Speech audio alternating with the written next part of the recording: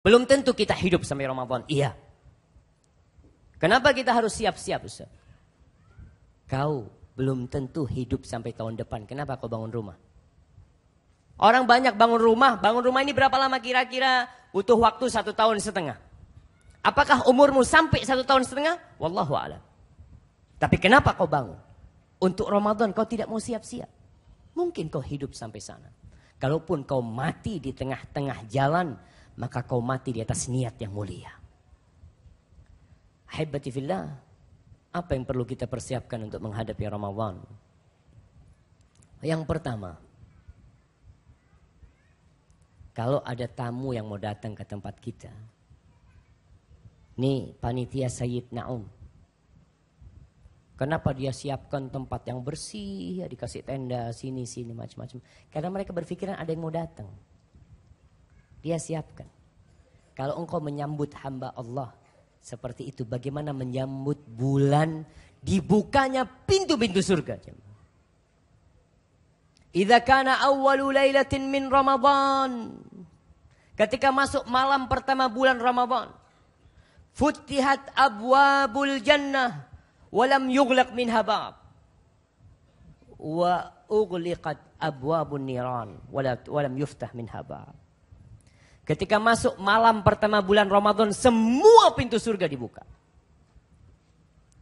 Pintu surga ada 8. Antum tanya sama penjaga ya pasar-pasar di Tanah Abang. Sama satpamnya. Pak, saya mau tanya Pak. Pintu ke masuk pasar ini berapa? Oh ada 4 pintunya. Sebelah sana, sebelah sana. Masya Allah. Coba tanyakan, Pak, pintu surga ada berapa? Pak? Betul. Kadang-kadang kita perlu tanya sama mereka. Jemaah. Kita perlu tanya. Nih jemaah, semua itu harus memiliki peran dalam menegakkan agama Allah ini. Tidak semuanya bisa ceramah di tempat ini. Enggak semuanya. Ada yang bisa pakai duit. Aku pakai duit, fadhal. Ustaz, ana bisa pakai tulisan. Kau bikin tulisan. Supaya orang-orang di sekitar kita nih yang muslimin, mayoritas mereka tahu apa itu Islam. Maka bulan Ramadan pintu surga semuanya dibuka. Pintu neraka semuanya ditutup. Masa kita nggak siap-siap untuk menghadapi bulan Ramadan itu?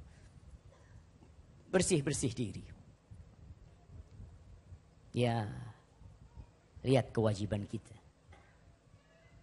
Apakah selama 10 bulan dari mulai Syawal tuh, Syawal sampai bulan Rajab nih kita mau masuk Sya'ban, apakah kewajiban-kewajiban ana sudah ana laksanakan semuanya? Atau nanti masih ada yang belum ana laksanakan? Kau lihat dosa. Kita ini kadang-kala sama jamaah untuk masalah dosa. Ya, banyak orang terjebak dalam dosa tapi merasa nggak dosa. Apa penyebabnya? Seperti kebanyakan umat Islam yang makan riba. Dia kerja riba, mobilnya riba, motornya riba, HP-nya riba. Terus apa lagi? Rumahnya udah. Istrinya mungkin riba juga. Dia juga ngutang untuk mahar istrinya. Banyak di antara mereka yang tidak merasa itu dosa. Enggak merasa itu dosa. Bahkan orang tua ketika melihat anaknya resign dari kerjaannya, dari bank konvensional, keluarganya semua pada marah. Kenapa? Karena selama ini tidak dianggap dosa, jemaah. Ketika melihat anaknya resign, Allah ini ikut aliran apa kau nak? Ya Allah jemaah, hada dinuna, hada Islam. Udahlah nak, kau jangan ngaji sama yang jenggot-jenggotan itu. Aduh, sesat kau nanti nak sama dia. Dari selama ini kau nyaman hidup, punya mobil, punya motor. Sejak kau ikut kajian itu jadi miskin kau. Subhanallah jemaah. Betul jemaah. Itu orang tidak merasa dosa, kenapa? Karena tidak ngerti. Nggak paham. Gimana kita mau menghisap diri kita kalau kita nggak paham mana yang dosa, mana yang pahala. Kita nggak ngerti nih. Kita hanya ikut perasaan. Contoh nih. Kadangkala ada seorang keponakan, dia selalu salaman, ciuman, dicium sama istri pamannya. Karena selama ini Ustaz, ana pikir istri paman ana kan mahram buat ana. Dari mana istri pamanmu jadi mahram? Ya kan seperti paman ana lah Ustaz. Enggak.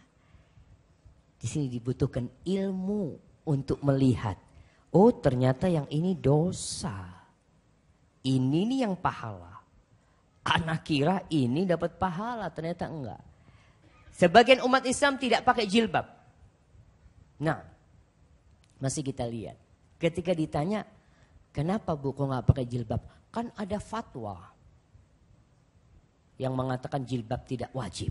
Nah, berarti kan dia melepas jilbabnya tidak merasa itu dosa.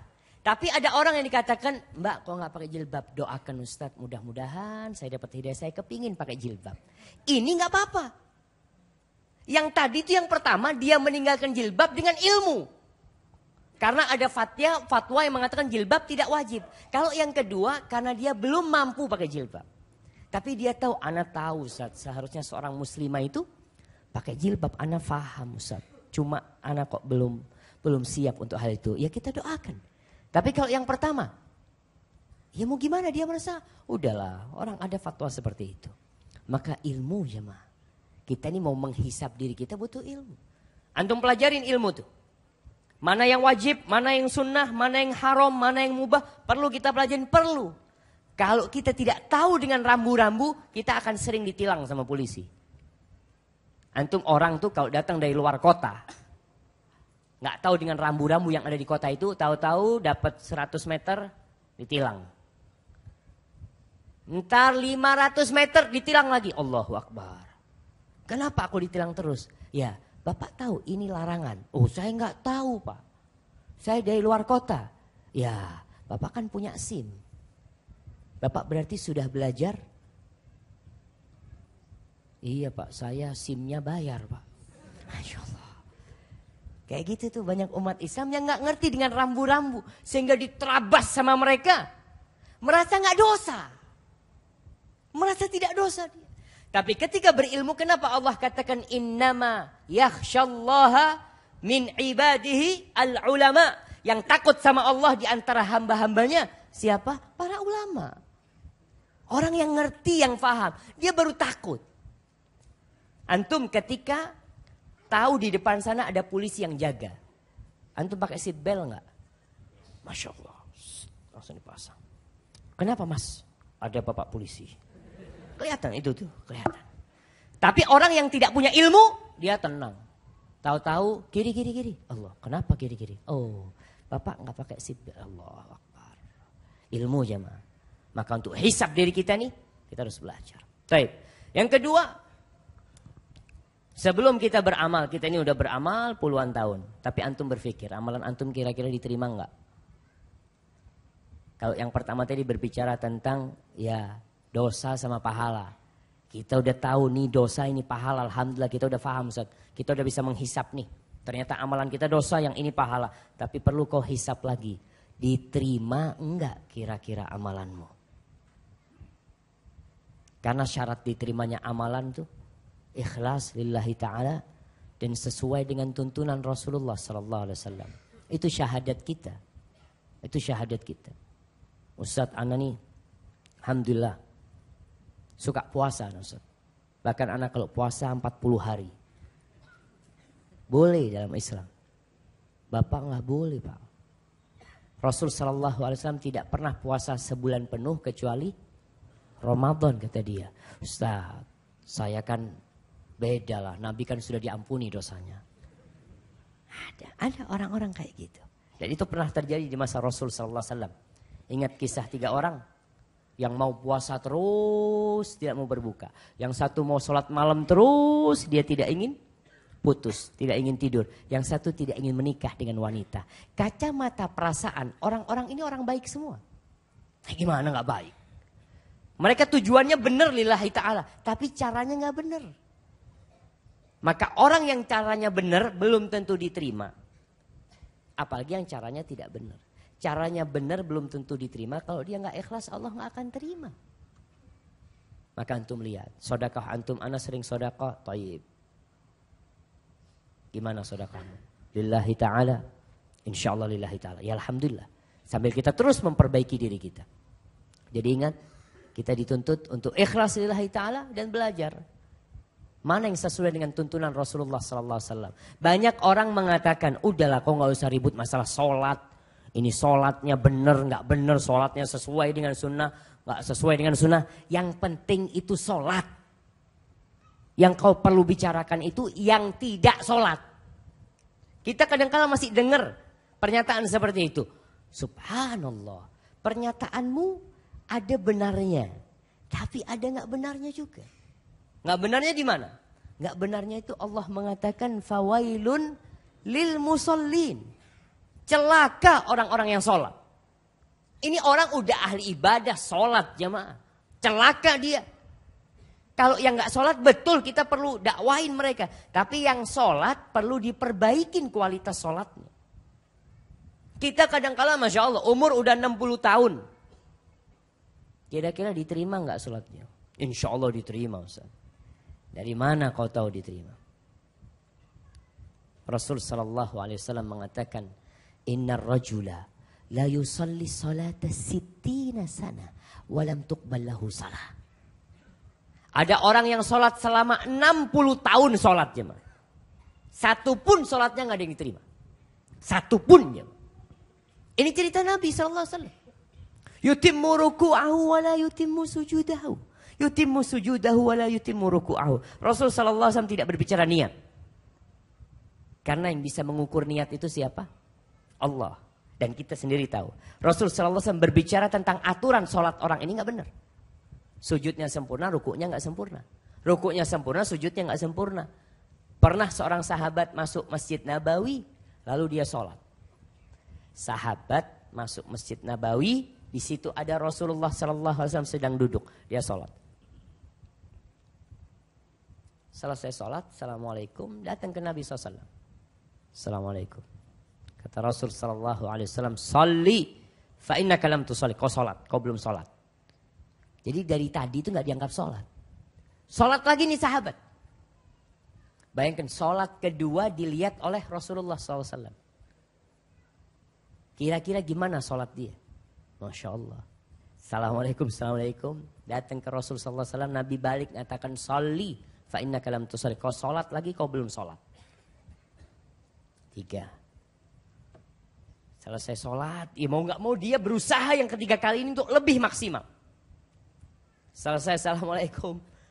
Dia jumpai Rasulullah SAW, Nabi kembali mengatakan, Salli fa innaka lam tusalli. Kau sholat lagi, kau belum sholat. Kata sahabatnya, ya Rasulullah, la uhsinu ghairu hadi. Tuh tadi sholatku itu udah paling bagus tuh.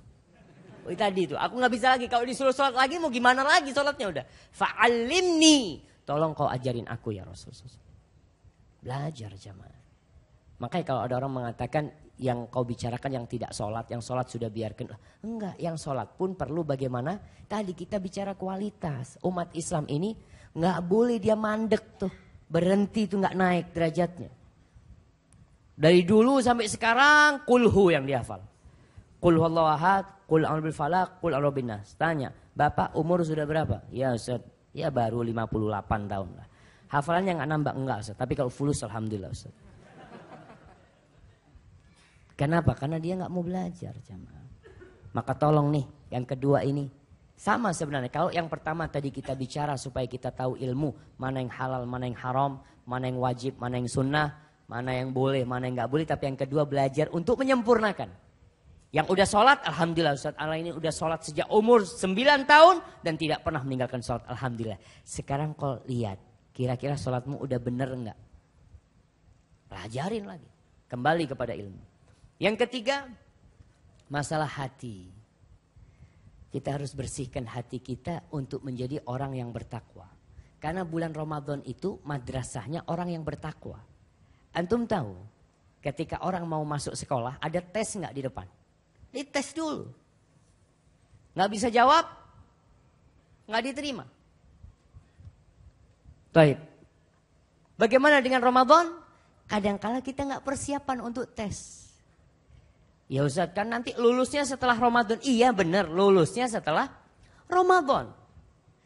Tapi kan sekolahnya ini butuh kesiapan dari dirimu. Kau persiapkan dirimu untuk lebih bertakwa kepada Allah. Sehingga nanti kau bisa jawab tuh. Udah tahu Ramadan ini apa aja tuh. Persiapan untuk bulan Ramadan. Karena terus terang jamaah, ada orang yang masuk Ramadan keluar seperti nggak puasa. Seperti ada orang yang sekolah, antum lihat anak-anak yang kuliah 4 tahun, lulus, sarjana. Sarjana, ya ekonomi. Ditanya, kau 4 tahun sekolah dapat apa? Dapat ijazah doang, ilmunya nggak ada. Aku tuh kalau sekolah cuma bawa, dulu biasanya anak-anak kuliahan bawa apa? Bawa buku tulis yang dikantongin. Dia sekedar menghabiskan waktu. Seperti itu pula orang yang masuk Ramadan tanpa ada takwa di hatinya. Selesai Ramadan gak dapat apa-apa. Apa yang dia dapatkan? Alhamdulillah, ana selesai Ramadan ternyata bisa turun berat badan ana. Dia cuma dapat itu. Rasul sallallahu alaihi wasallam mengatakan kam min shaimin aw rubba shaimin laisa lahu min siyamihi illal ju' wal 'atash. Berapa banyak orang yang puasa dia nggak dapat apa-apa dari puasanya kecuali lapar dan haus. Jadi selesai Ramadan kurus. Alhamdulillah ini biasanya nomor 36 saat sekarang 32. Umpamanya dia katakan seperti itu. Bukan itu tujuan Ramadan. Orang-orang di barat jamaah. Di barat tuh sekarang mereka lagi terapi puasa. Bahkan kalau nggak salah mereka punya fasting 2 day in week. Dia punya puasa 2 hari dalam sepekan. Mulai dia puasa.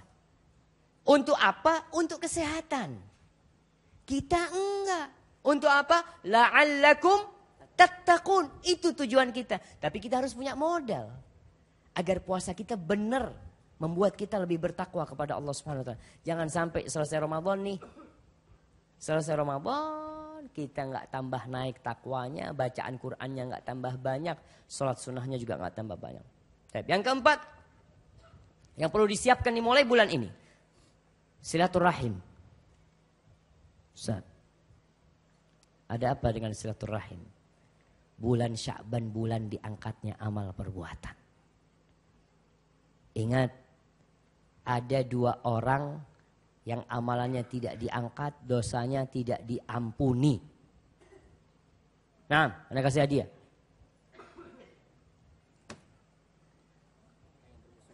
Orang yang bermusuhan. Insya Allah. Jamaah tunggu jamaah, jangan rame-rame.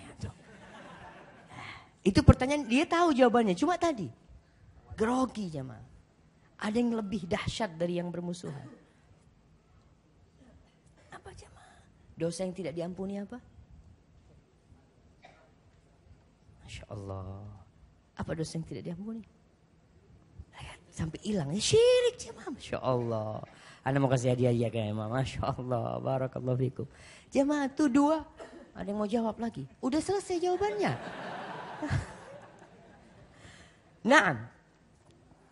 Yang tidak diampuni musyrik atau musyahin. Orang yang nyimpan dendam. Yang ada permusuhan. Nggak diampuni. Nih kalau kita bicara permusuhan lebih umum. Tidak hanya kepada kerabat kita. Makanya silaturahim ini kadangkala kakak sama adiknya tidak bertegur sapa selama 1 tahun. 1 tahun dosanya nggak diampuni.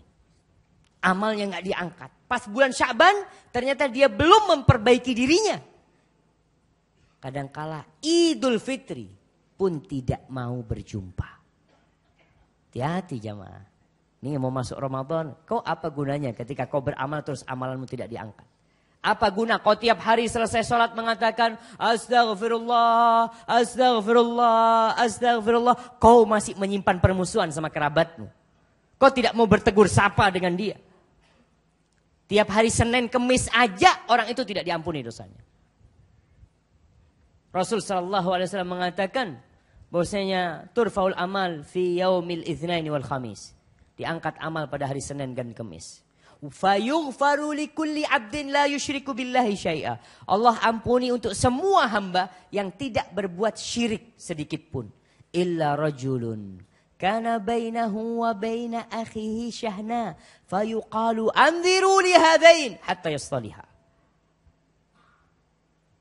Semua diampuni kecuali orang musyrik dan seseorang yang punya permusuhan sama saudaranya. Orang ini jangan diampuni, jangan. Sampai mereka baikan. Ini umum, apalagi kalau ternyata yang kita putuskan hubungan itu kerabat kita. Jemaah, siapa yang tidak berbuat salah? Siapa? Nggak ada. Maka wajar kalau ada orang yang menyakitin kita, itu wajar. Tapi kau tidak perlu simpan kedengkian. Tidak perlu simpan permusuhan. Apa gunamu? Orang ketika memusuhin seseorang, Masya Allah. Ada seorang santriwati di kampus kita, dia punya masalah sama seorang ustadzah. Ustadzahnya yang mungkin terlalu keras.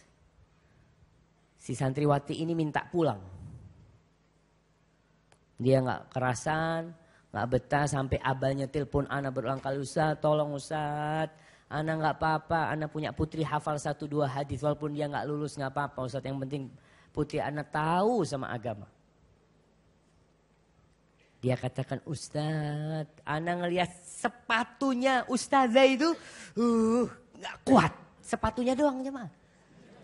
Gimana kalau ngelihat orangnya?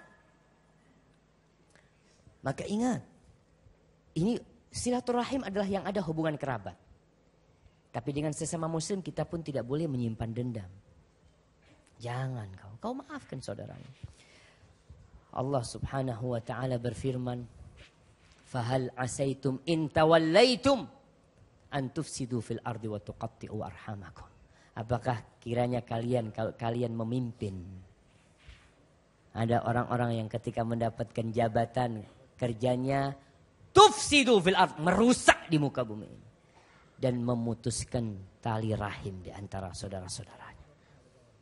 Suatu hari Rasul sallallahu alaihi wasallam bercerita kepada para sahabatnya ketika berbincang masalah silaturahim.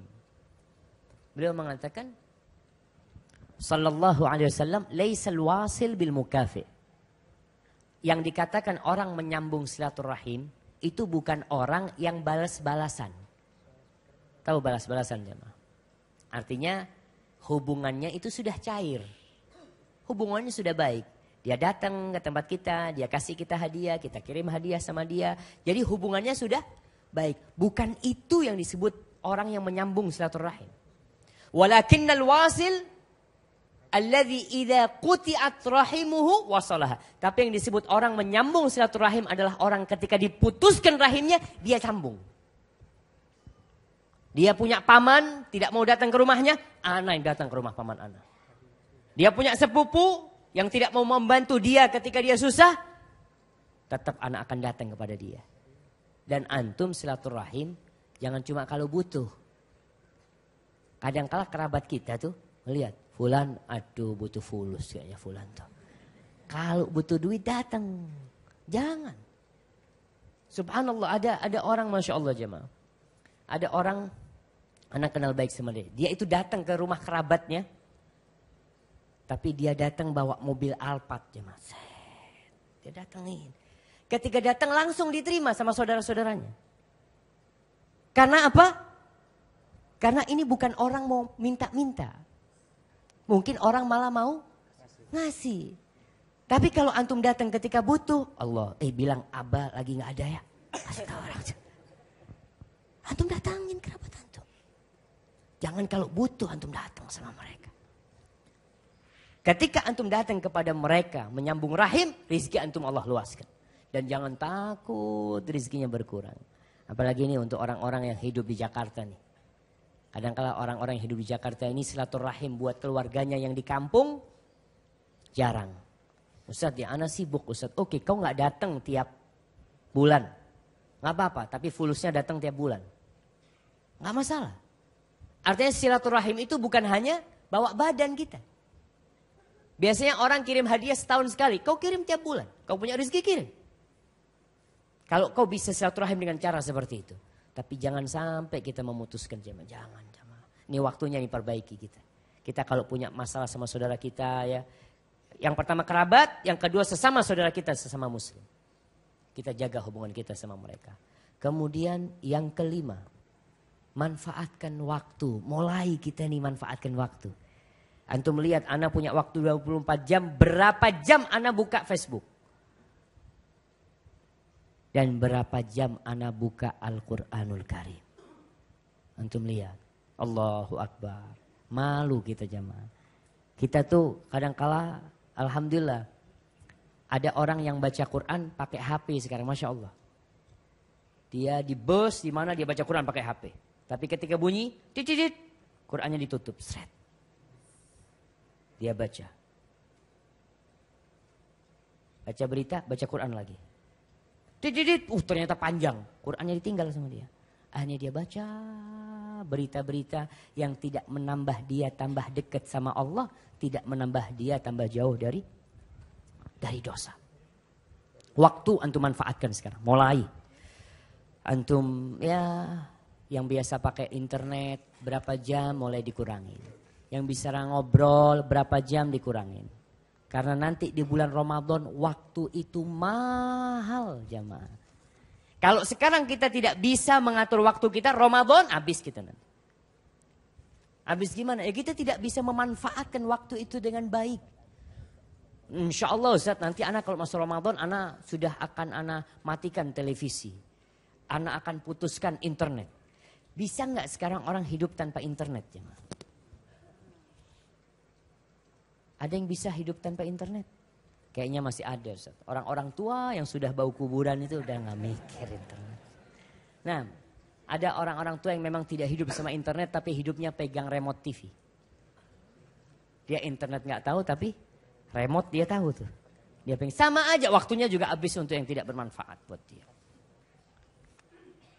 Masya Allah. Baik, ahibati fillah. Yang keenam, bayar utang puasa. Antum yang punya utang, Rasul sallallahu alaihi wasallam itu puasa di bulan Sya'ban, puasa sunnah apa puasa bayar utang? Jemaah. Puasa sunnah. Tapi kita ini makanya ini masih ada bulan Rajab nih. Ada bulan Rajab, bismillah. Yang punya utang khususnya ibu-ibu. Bapak-bapak, Masya Allah. Hampir tidak ada yang punya utang. Dan memang ibu-ibu itu harus dikasihani. Jemaah. Kadangkala bapak-bapak bantuin istrinya mengqadha puasa. Bagaimana cara bantu istrinya? Puasa sunnah antum. Soalnya istri kita puasa, kita nggak puasa, kesian dia. Dia harus bangun, sahur ya. Biasanya ngantuk habis subuh ngasih makan suaminya. Siang nemenin suaminya makan. Seperti itu dia lelah. Sekali-kali antum bantu istri untuk bayar puasa, antum puasa sunnah. Makanya kenapa ada puasa Syawal jemaah? Puasa Syawal itu agar orang segera bayar utangnya dan dia bisa mengambil sunnah puasa Syawal. Tapi kalau memang belum bayar, bayar sekarang nih. Kemudian yang ketujuh, mulai baca Quran.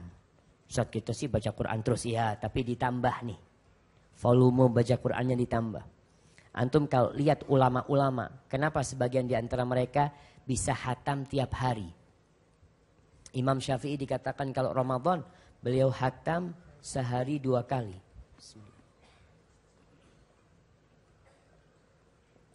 Alhamdulillah. Sehari 2 kali jemaah. Kok bisa seperti itu? Sebelum Ramadan udah persiapan. Orang yang lari cepat jemaah. Apa bisa sekarang dikatakan kepada antum, antum lari cepat? Bisa insya Allah, tapi ngos-ngosan sampai sana. Begitu pula orang yang baca Quran, ketika dia tidak biasa baca banyak, Masya Allah. Baca 2 lembar aja lama dia buka. Tapi buat orang yang biasa baca Quran, cepat. Maka kita siapkan sekarang. Kemudian sholat malamnya. Ya, yang tidak pernah sholat malam kecuali Ramadan. Ada umat Islam kenal sholat malam kapan? Ramadan. Malam takbiran nggak ada lagi sholat Malam.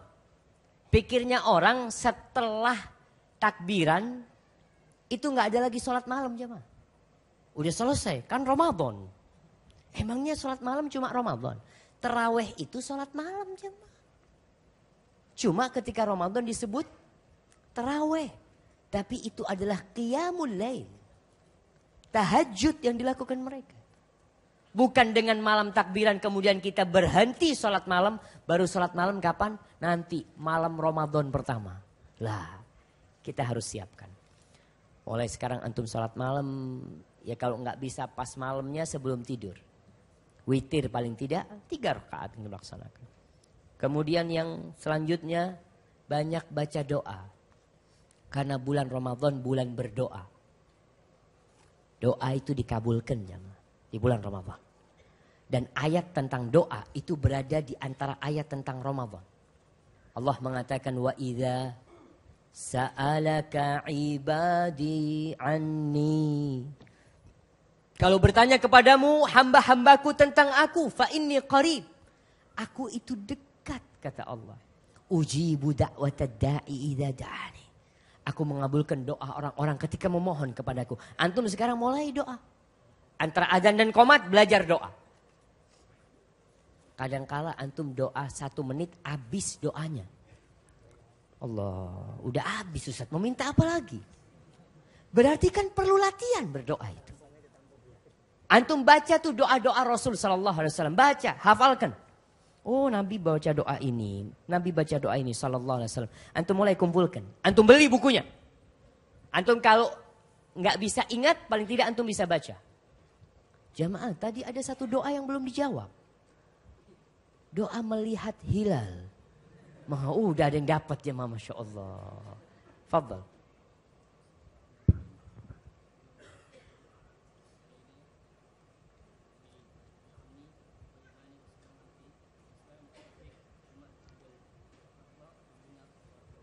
Masya Allah. Mulai kapan baca doa itu? Hah? Oh ingat. Alhamdulillah. Barakallahu fikum. Kasih ini semua. Masya Allah. Apa doa jamaah? Banyak redaksi doa itu dalam beberapa ayat. Allahumma ahillahu alaina. Bil amni wal iman. Atau bil yumni wal iman. Wassalamati wal islam. Rabbi wa rabbukallah. Itu doa. Paling tidak antum ketika ngelihat hilal. Antum buka kitabnya. Nggak apa-apa antum buka kitabnya. Tapi lama-kelamaan insya Allah. Antum hafal. Doanya nih. Jangan cuma minta dunia. Rasul sallallahu alaihi wasallam melihat sebagian sahabatnya orang-orang Badui itu. Yang diinginkan cuma onta, cuma kambing. Kenapa kita nggak minta yang lebih dari itu? Minta surga, minta ketetapan hati ya muqallibal qulub tsabbit qalbi ala dinikum. Kemudian yang ke-10. Belajar iktikaf. Belajar iktikaf perlu kita duduk antara maghrib sama isya nggak pulang. Kita biasanya habis sholat langsung pulang. Ini kita persiapan nih. Soalnya nanti iktikaf itu di bulan Ramadan sunnahnya berapa hari? 10 hari bayangkan jemaah. Kita kalau nggak biasa iktikaf, Allahu Akbar. Ada orang yang kajian masih pegang HP. Kajian padahal cuma 2 jam. Gimana iktikaf 10 hari? Boleh nggak pegang HP jemaah? 10 hari. Ustaz, kan yang gak boleh keluar dari masjid Ustaz. Ana gak keluar ke masjid. Ana di masjid. Facebookannya di masjid Ustaz. Tetap di masjid kata dia. Apa bedanya kau iktikaf dengan tidak iktikaf? Kalau ternyata kau masih berhubungan dengan dunia luar. Iktikaf itu kan memutus hubungan. Ustaz, ana alhamdulillah Ustaz. Ana benar-benar iktikaf 10 hari Ustaz. Di masjid. Ana ngatur dagangan dari masjid Ustaz. Ini barang kirim ke sana, barang ke sini. Badannya di masjid. Tapi tetap dia ngurusin semua dunia. Ini kadang-kala orang dengan adanya teknologi. Dia merasa iktikaf padahal gak iktikaf. Maka perlu tuh biasakan diri ke masjid. Padahal maghrib gak pulang sampai isya. Subuh gak pulang sampai syuruk. Sampai syuruk jamaah. Sampai matahari terbit. Antum setelah itu sholat, Masya Allah dapat pahala umrah. Mulai dibiasakan. Allah bisa karena biasa. Antum merasakan jemaah. Kalau antum biasakan mulai dari sekarang nih. Latihan-latihan tadi pas masuk Ramadan. Antum udah lari jemaah. Udah lari. Seperti perintah Allah. Fafirru ilallah. larilah kepada Allah. Kenapa? Ini pintu surga lagi dibuka nih. Masa aku gak mau lari ke sana? Kemudian belajar puasa sunnah. Tadi Anda bicara yang punya utang bayar. Tapi sekarang Anda gak punya utang Ustaz. Istri Anda juga gak punya utang, alhamdulillah. Maka sekarang antum belajar puasa sunnah. Sya'ban tuh Nabi biasa puasa sunnah, antum puasa. Dan rasakan orang yang biasa puasa sunnah dan orang yang tidak pernah puasa sunnah kecuali pas Ramadan dia puasa wajib. Hari pertama itu Masya Allah jemaah. Allahu Akbar. Semua kepingin dia makan. Dia datang tuh ngomong sama istrinya, istriku tolong bikinkan es cendol, kolak, es kelapa muda, apalagi gorengan. Wah semuanya Masya Allah. Kenapa? Baru sekali puasa. 330 hari dia gak pernah puasa. Sehingga satu hari buat dia sesuatu banget. Kalau orang yang biasa puasa sunnah. Ya biasa aja. Nanti mau berbuka apa? Ya udah kurma sama air. Ustaz ana alhamdulillah Ustaz ana beli kurma dari Madinah. Insya Allah. Iya. Rasul sallallahu alaihi wasallam itu buka kurma terus sholat. Antum buka kurma, makan nasi, makan ini semuanya. Awalnya doang yang sunnah. Sisanya. Allahu Akbar jemaah. Allahu Akbar. Maka kadang-kala kita salah tuh. Karena apa? Tidak terbiasa puasa jemaah. Tapi orang biasa terpuasa, aduh. Biasa aja tuh jemaah. Ngelihat makanan antum lihat. Kenapa ada ngabuburit?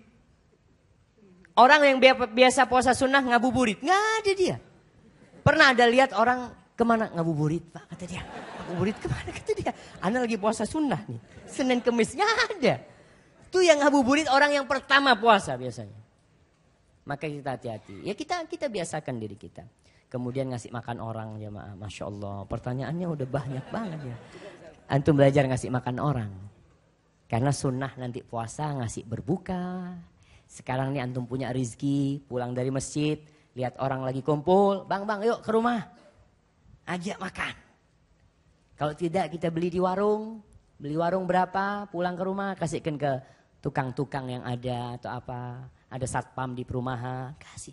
Mulai kita belajar nih, karena nanti Ramadan itu orang yang memberi buka, orang yang puasa, mendapatkan pahala seperti mereka yang puasa aja, Masya Allah. Kalau antum sekarang nih bulan Sya'ban di Masjid Nabawi itu kalau sudah bulan Sya'ban hampir tiap hari ada buka bersama. Karena tahu orang mulai belajar puasa. Dan itu bulan disunahkan puasa hampir tiap hari sudah ada. Biasanya kan cuma Senin Kemis dan 13, 14, 15. Tapi masuk bulan Sya'ban mulai. Karena banyak orang puasa ketika itu. Maka antum usahakan. Biasanya ada orang-orang yang umroh ngeliat tuh.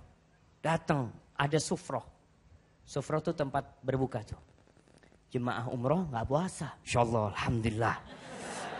Ini buat yang puasa jemaah. Kata dia, alhamdulillah Ustaz baik-baik orang Madinah Ustaz kata dia. Kita di masjid dikasih makan. Ada orang cerita sama anak. Kasih kurma, kasih ini. Anak tanya, Bapak puasa? Enggak Ustaz kata dia. Itu buat yang puasa. Aduh Ustaz, kita gak tahu Ustaz kata dia. Ya, paling gak antum biasakan. Antum biasa berusaha untuk mengasih. Kemudian jamaah selain ngasih makan, belajar sedekah tiap hari. Sedekah tiap hari. Sekarang ada grup ibu-ibu ya. Anda nggak tahu di sini tapi di kampung kita tuh ada kelompok ibu-ibu judulnya mereka S3. Iya, S3. Sedekah sehari 1000. Sedekah sehari 1000. Antum ngasih orang di pinggir jalan yang kadang-kala minta-minta ya. Kadang-kala ngasih mereka yang bantuin muter mobil apa. Antum kasih. Kadang-kala buat mereka gak tahu dipakai apa. Tapi antum usahakan mulai sedekah tiap hari ini. Untuk apa? Ya kalau antum ke masjid ada kotak amal kasih. Tiap hari. Rasul SAW ketika bulan Ramadan. Masuk 10 hari terakhir. Beliau seperti angin yang ditiupkan jamaah. Baik banget. Nggak pegang tuh duit, dikasih-kasihkan sama Rasulullah SAW. Maka ini tiap hari ada yang doa, dua malaikat turun. Doanya Allahumma a'ti munfiqan khalafan. Allahumma ati mumsikan talafan. Ya Allah, berikan kepada orang yang berinfak itu ganti. Dan berikan kepada yang pelit, yang tidak mau berinfak itu kehancuran dalam hartanya. Maka antum lihat, dan sekali lagi jangan berpikir sedekah itu kalau kaya. Enggak. Mahasiswa sedekah, emangnya nggak bisa sedekah? Aisyah radhiyallahu taala anha sedekah dengan 1 butir kurma. Istri Nabi SAW. Karena itu yang dia miliki. Antum punya anak cuma punya duit 10.000. Masya Allah, bisa kok sedekah. 1.000, 2.000, 3.000. Aisyah radhiyallahu taala anha di rumahnya hanya ada 1 butir kurma. Dan itu dikasihkan. Kemudian yang mau umrah Ramadan, ingat umrah Ramadan, pahalanya seperti haji bersama Rasulullah SAW. Sekarang haji ngantri lama. Antum daftar umrah Ramadan. Siapkan diri untuk umrah. Dan yang terakhir jamaah, mulai tinggalkan kuliner. Karena Masya Allah, anak kalau datang ke Jakarta ini, itu sama jamaah dijamu untuk kuliner. Sampai kapan hari itu, jarak waktu makan, itu macet 1,5 jam mungkin jamaah. Setelah itu pulang mungkin 1 jam. Anak cuma makan 1 piring 2,5 jam jaraknya. Dan makanan apa sih?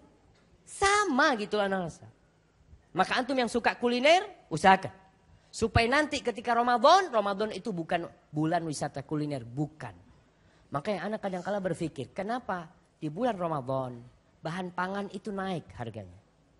Seharusnya turun. Dan kita umat Islam tahun ini, insya Allah kita bikin turun harganya. Siap antum, insya Allah kita bikin turun. Dan Allah berikan kepada kita pemimpin-pemimpin yang muslim yang bisa menegakkan agama Allah Jalla Jalaluhu. Hadza wallahu a'lam bishawab. Itu yang bisa kita kaji pada kesempatan kali ini. Apabila yang Anda sampaikan benar itu dari Allah Jalla Jalaluhu. Kalau ada yang salah dan kurang berkenan, Masya Allah, itu dari diri ana, Allah dan Rasul terbebaskan dari kesalahan itu.